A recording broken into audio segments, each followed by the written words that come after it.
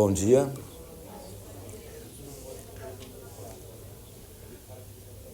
Minha empatia a quem veio do Nordeste, que está passando esse frio, talvez a primeira vez, mas o meu consolo é que quando eu era criança, e eu sou paulistano, São Paulo era muito mais frio.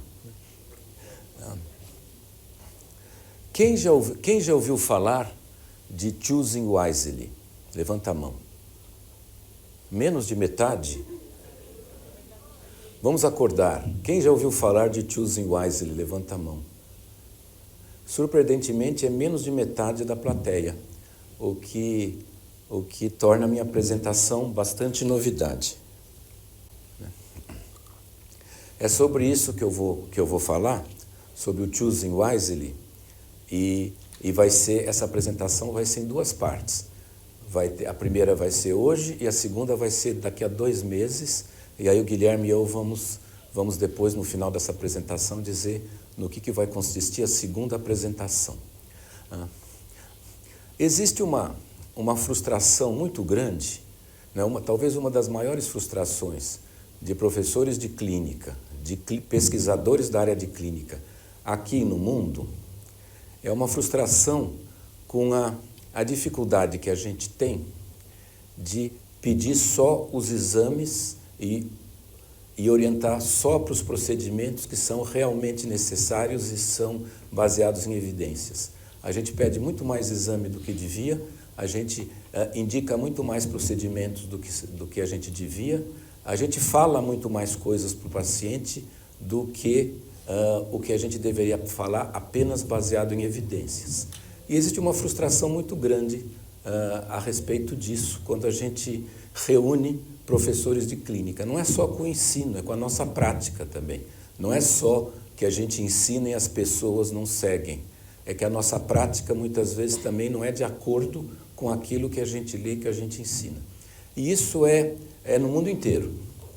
E a gente poderia discutir quais são as razões pelas quais um médico pede mais exames do que devia, e cada um de vocês vai afirmar uma razão diferente. Insegurança, incompetência, medicina defensiva, pressão da indústria farmacêutica, pressão da indústria de equipamentos, propaganda, pressão dos pacientes, que muitas vezes demandam exames. É uma questão extremamente complexa, mas isso aumenta o custo da saúde brutalmente e aumenta os eventos adversos. A gente também prescreve muitas vezes mais coisas do que a gente devia. Não só pede exames, orienta, indica procedimentos, fala coisas e prescreve. Dentro dessa preocupação, surgiu uma iniciativa que é do American Board of Internal Medicine. O American Board of Internal Medicine é a instituição nos Estados Unidos que faz os exames e as avaliações das residências de clínica médica.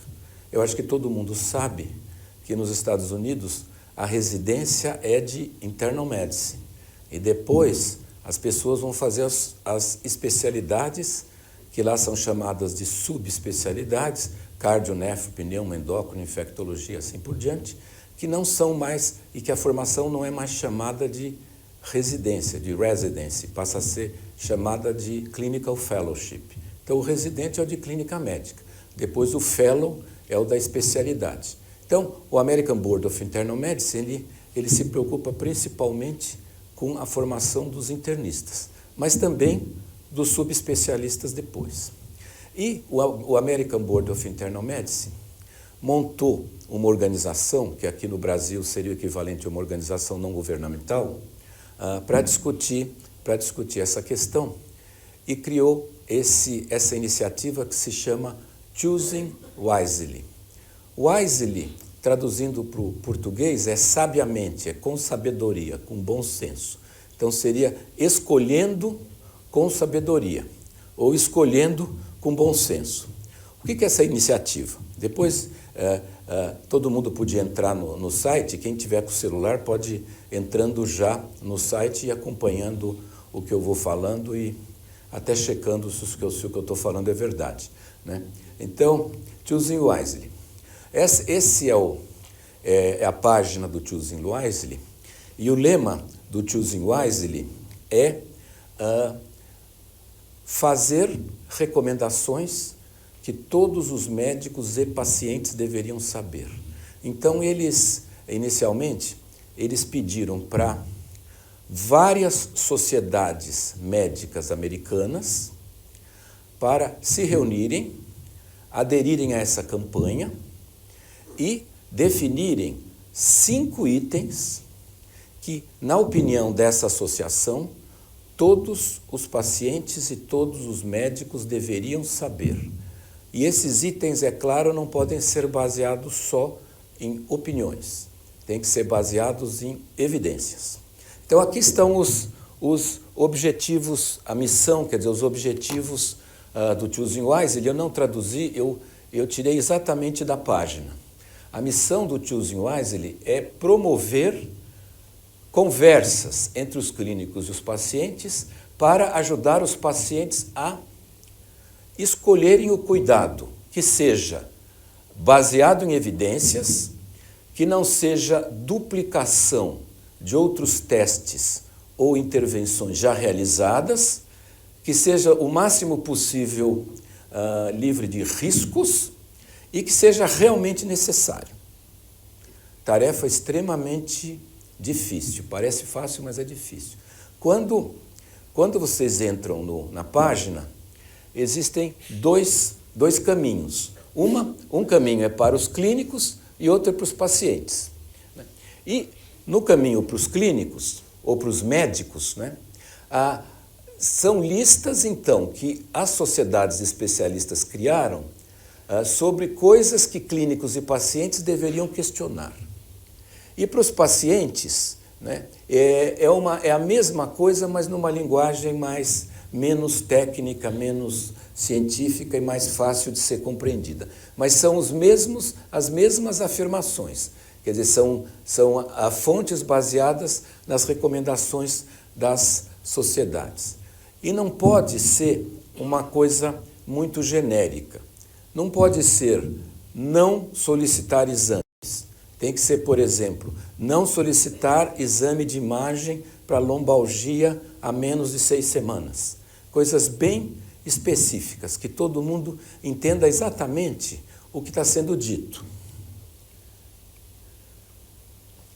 Então, o centro do Choosing Wisely é isso: 5 coisas que os médicos e os pacientes deveriam questionar.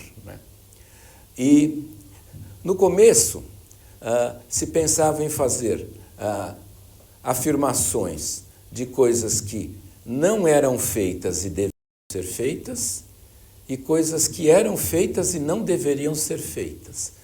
Mas, com o tempo, essa segunda alternativa se tornou predominante ou quase exclusiva.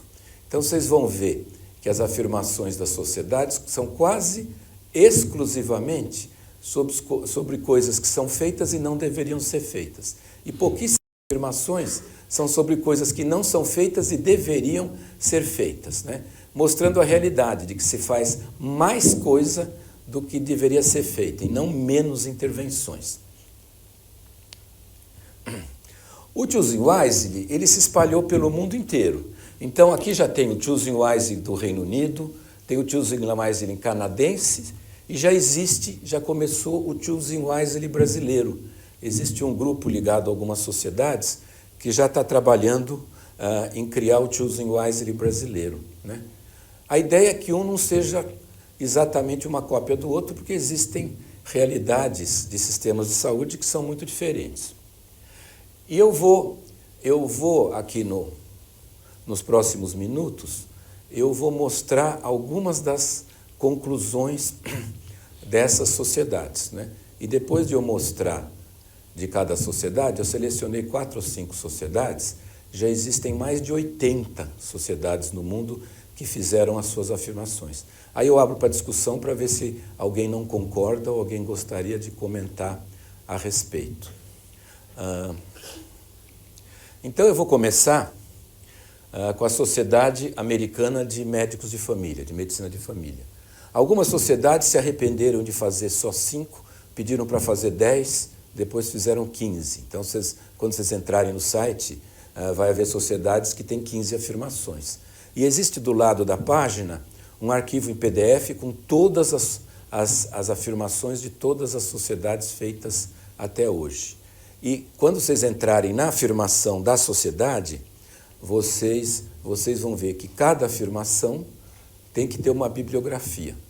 Eu afirmo uma coisa e eu tenho que colocar quais são os artigos em que essa afirmação se baseia. Então, a Academia Americana de Medicina de Família, olha o que eles colocaram. Não peça eletrocardiograma anual, não peça eletrocardiograma anual ou outro exame de rastreamento cardíaco para pacientes de baixo risco assintomáticos. Não solicite densitometria óssea para rastreamento para osteoporose para mulheres com menos de 65 anos ou homens com menos de 70 anos, que não apresentem fatores de risco, por exemplo, tomando corticoide.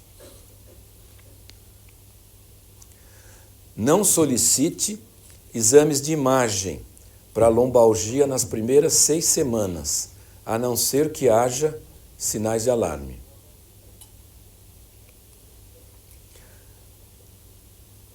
Não, essa aqui é um dos que dá mais custos para o sistema de saúde. Não prescreva antibióticos para sinusite aguda, leve ou moderada, a não ser que haja sintomas há mais de 7 dias ou piora após o tratamento inicial. E não faça Papa Nicolau em mulheres com menos de 21 anos ou que já tiveram esterectomia devido à causa neoplásica. Esse a gente não costuma fazer. Esse a gente costuma fazer no Brasil, esse a gente costuma fazer no Brasil, esse a gente costuma fazer no Brasil, e esse talvez muitas pessoas fazem também.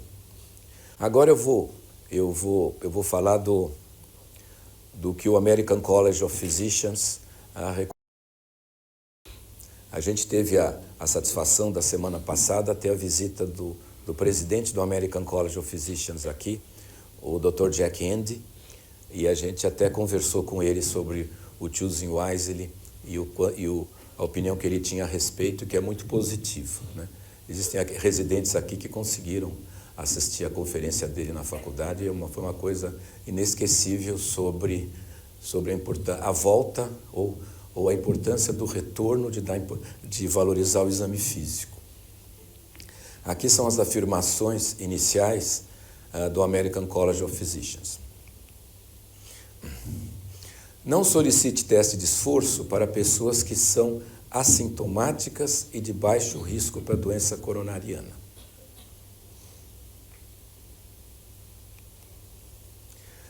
Não solicite exames de imagem para pacientes com dor lombar baixa inespecífica, igualzinho à Sociedade de Medicina de Família. Na avaliação de um paciente com síncope, exame neurológico normal, não solicite exames de imagem do cérebro, CT ou ressonância magnética. Eu acho que todo mundo que já passou pelo AGD viu que isso é uma prática comum nossa. O paciente com síncope vem com uma tomografia de crânio ou com uma ressonância magnética ou com as duas. Em pacientes com baixa probabilidade pré-teste de tromboembolismo venoso, solicite uma dosagem de dímero D como teste diagnóstico inicial. Não solicite exames de imagem como diagnóstico inicial. Essa é bem dentro do nosso dia a dia. Não solicite radiografia de tórax como exame pré-operatório na ausência de suspeita clínica de doença intratorácica. Quem passou no pré-operatório, né, não sei se já recebeu alguma vez algum paciente em que não foi solicitada a radiografia de tórax, né? Essa é uma afirmação baseada em evidências, mas que gera bastante insegurança em quem faz a avaliação pré-operatória. Se a gente fizer isso, muitas filas desapareceriam, né? Eu achei interessante pegar da Sociedade Americana de Radiologia, o outro lado da imagem. Eles colocaram várias depois, mas eu peguei as 5 primeiras deles, que são as mais interessantes e que têm uma aplicação para todos. Não realize exames de imagem para pacientes com cefaleia não complicada. Parece óbvio, né? Não realize exames de imagem para tromboembolismo pulmonar em pacientes sem probabilidade pré-teste moderada ou alta, muito parecida com o do American College of Physicians, né? Evite realizar radiografia de tórax como exame pré-operatório ou de internação de rotina em pacientes sem dados de história e exame físico que justifiquem o exame. Também muito parecida com o do American College of Physicians. Não realize tomografia computadorizada na avaliação de crianças com suspeita de apendicite aguda, antes da ultrassonografia ter sido considerada uma opção. Isso é contra o protocolo de praticamente todos os PS importantes do país, né, em que a tomografia faz parte da avaliação da apendicite aguda, né? Não existe nenhuma evidência de que ela é necessária. Não recomende exames de imagem para acompanhamento de cistos anexiais. Imagina a quantidade de exame que é pedido. Agora eu trouxe também o do American College of Emergency Physicians. Vocês ficam muito tempo no pronto-socorro e a gente tem a relação da clínica e da emergência é uma relação de irmãos siameses, né? Então, eles colocaram 10 coisas, eles já aumentaram, não conseguiram ser sintéticos, que os médicos e os pacientes deveriam questionar. Evite prescrever antibióticos no pronto-socorro para sinusite não complicada. Então, parece que antibiótico para sinusite preocupa todo mundo. O jeito de escrever é um pouco diferente, mas está se falando da mesma coisa. De novo, uma recomendação parecida. Evite exames de imagem da coluna em adultos com lombalgia não traumática. Aí, como é um médico de emergência, ele já coloca o trauma no meio, né? Mas a ideia é a mesma. Evite exames de imagem da coluna em adultos com lombalgia não traumática, a não ser que o paciente tenha déficits neurológicos graves ou progressivos, ou a suspeita de condição séria, infecção vertebral, síndrome da cauda equínea ou câncer metastático.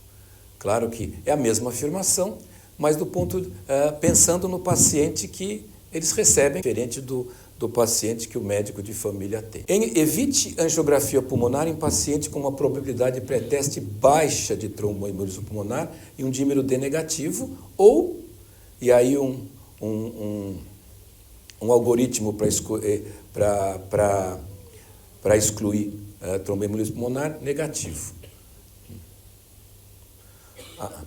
A investigação da suspeita de TEP parece um problema extremamente importante para essas 3 sociedades levarem em conta. Quer dizer, a imagem para lombalgia, o antibiótico para sinusite e a investigação exagerada para o tromboembolismo pulmonar aparecem 3 vezes em 4 sociedades. Evite tomografia de crânio em adultos assintomáticos com síncope, trauma insignificante e um exame neurológico normal. Quer dizer, o excesso de tomografias e ressonâncias magnéticas também aparece em três sociedades, com uma certa diferença entre elas, certamente pensando no tipo de pacientes que cada um desses especialistas está mais acostumado a acompanhar.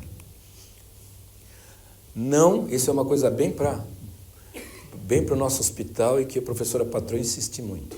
Não adie cuidados paliativos ou serviços de hóspice no pronto-socorro para pacientes que provavelmente vão se beneficiar.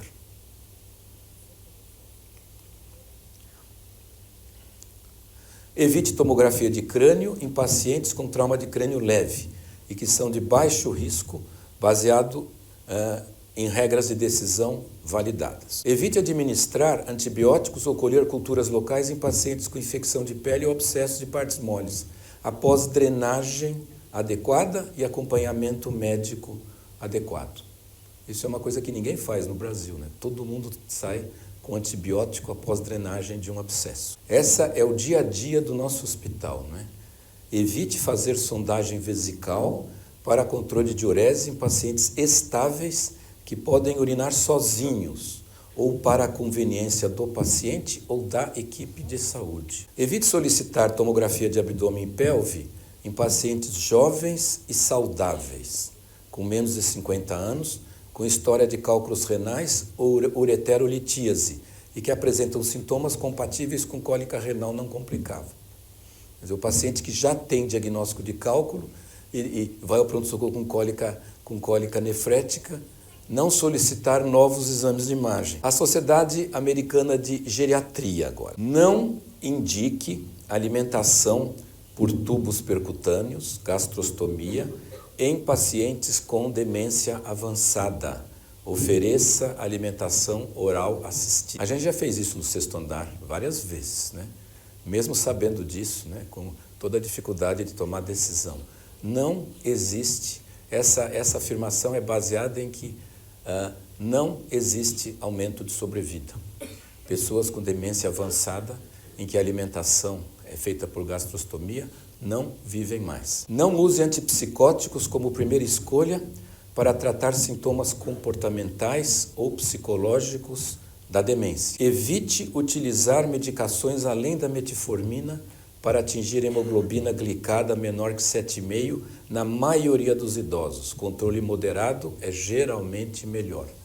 Discussão de toda a tarde no AGD. Não utilize benzodiazepínicos ou outras drogas hipnóticos sedativas em idosos como primeira escolha para insônia, agitação ou delírio. Não use antimicrobianos para tratar bacteriúria em idosos, a não ser que haja sintomas urinários. Não prescreva inibidores da colinesterase para demência, sem avaliação periódica dos benefícios cognitivos e dos efeitos adversos gastrointestinais. Essa é uma das minhas prediletas. Não recomende rastreamento para câncer de mama, colo retal, próstata ou pulmão, sem considerar a expectativa de vida e os riscos dos testes do sobrediagnóstico e do sobretratamento, né? Aqui eles não colocaram, mas a tendência dessa sociedade é recomendar que não haja rastreamento se a sobrevida esperada for inferior a 10 anos. Aqui eles colocaram mama, colo retal, próstata e pulmão, por causa da United States Task Force, né? que tem recomendado, né, rastreamento para câncer de pulmão, contra a nossa opinião, nossa humilde opinião, e voltou a recomendar, a colocar como C, para rastreamento para câncer de próstata com PSA, para adultos entre 55 e 70 anos, também contra a humilde opinião da clínica geral. Por isso que mama, colo retal, próstata ou pulmão. Na verdade, próstata não caberia na geriatria, porque continuaram todos contraindicando a partir dos 70 anos. Não prescrever estimulantes de apetite ou suplementos alimentares para o tratamento da anorexia ou caquexia de idosos. Em vez disso, otimize o suporte social, interrompa medicamentos que interferem com o apetite, promova assistência à alimentação e torne mais claras as expectativas do paciente. Não prescrever medicamentos sem antes fazer uma revisão de todas as medicações em uso. Vocês vejam que a preocupação da American Geriatric Society é principalmente com a polifarmácia. E dentro da polifarmácia, com medicações que atuam sobre o sistema nervoso central. Essa é a principal preocupação da Sociedade Americana de Geriatria. Não faça restrição física para controlar sintomas comportamentais em pacientes idosos hospitalizados com delírio. A gente devia se estender, não faça restrição física para nenhum paciente hospitalizado com delírio, a não ser na fase inicial e a não ser no momento em que ele está colocando em risco a equipe ou ele mesmo, né? Opte por restrição química, não restrição física, né?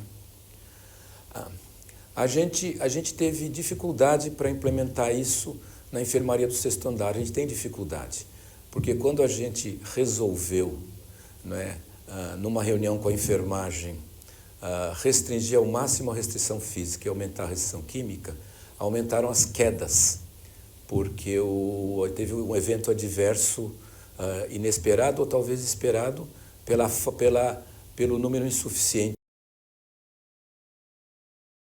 E nem todos os pacientes ficam com um acompanhante permanentemente. Então, esse é um cuidado que tem que ser tomado na transição da restrição física para a restrição química, né? Cuidado com o risco de quedas. E na nossa casa? Qual seria o nosso Choosing Wisely? Eu poderia aqui continuar por 1 hora enumerando as recomendações das diferentes sociedades especialistas, mas eu sugiro que vocês leiam todas, né? E é uma leitura, talvez, que vocês vão ter que fazer pela tarefa que nós vamos dar a todos agora. Quais seriam os tópicos na clínica médica brasileira? E os tópicos na clínica médica brasileira, eles seriam diferentes dos tópicos que os residentes de clínica médica do HC e do HU acham que seriam adequados, né? Será que um tópico nosso seria não colher PCR todo dia em pacientes com infecção melhorando, né? Então, existe um monte de, né? Não escalonar antibiótico em pacientes sondados só porque na urocultura cresceu uma bactéria resistente, né? Sem sinais, quando ele não tem sinais de infecção urinária. A gente poderia pensar em um monte de coisas para o nosso Choosing Wisely, coisas que todos os médicos e todos os pacientes deveriam saber, né? Existe o Choosing Wisely brasileiro, que está começando, mas a nossa ideia é pensar num Choosing Wisely nosso. O que a gente contribuiria para a sociedade usando essa lógica? Agora, que critérios que a gente poderia usar? Porque vocês viram que as sociedades, elas não usaram exatamente os mesmos critérios, né? É retirar coisas que tenham baixa ou nenhuma evidência e que são muito utilizadas, é retirar coisas em que a evidência propor não fazer coisas em que o custo é alto e a evidência é baixa, ou evitar intervenções em que a experiência do paciente é negativa, que leva a um sofrimento desnecessário. Então, olhar o ponto de vista do paciente, ou considerar principalmente o risco de eventos adversos, ou um pouco de cada coisa, porque na verdade a gente, nisso, levar tudo em conta, a evidência, o custo. Claro que, se existe evidência forte de uma intervenção, nós devemos usar a nossa baixa ou alta possibilidade de pressão às autoridades e ao sistema para que o direito do paciente seja respeitado se há uma intervenção em que a evidência é comprovada. Então, eu estou falando de alto custo quando existem intervenções equivalentes ou uma intervenção desnecessária, não uma intervenção que é necessária para o paciente, né? Então, a evidência, o custo, a experiência do paciente e o risco de eventos adversos, né? Guilherme, conta para eles agora o que a gente pretende fazer.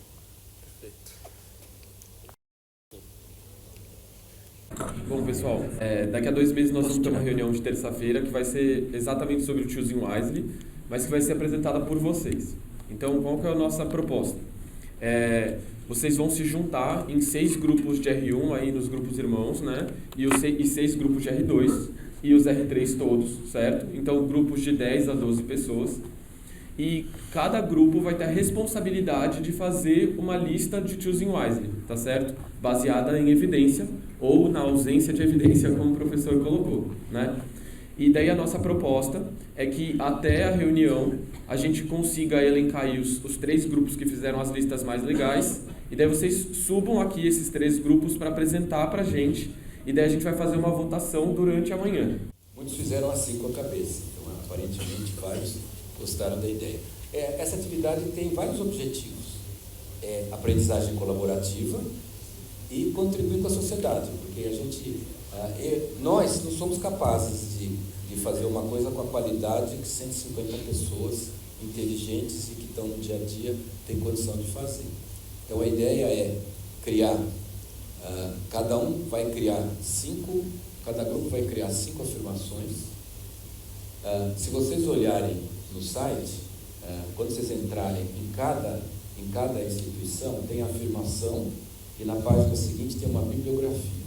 A afirmação tem que ser acompanhada de uma bibliografia, pelo menos um artigo ou uma revisão sistemática, pelo menos um artigo de qualidade ou uma revisão sistemática sobre o assunto.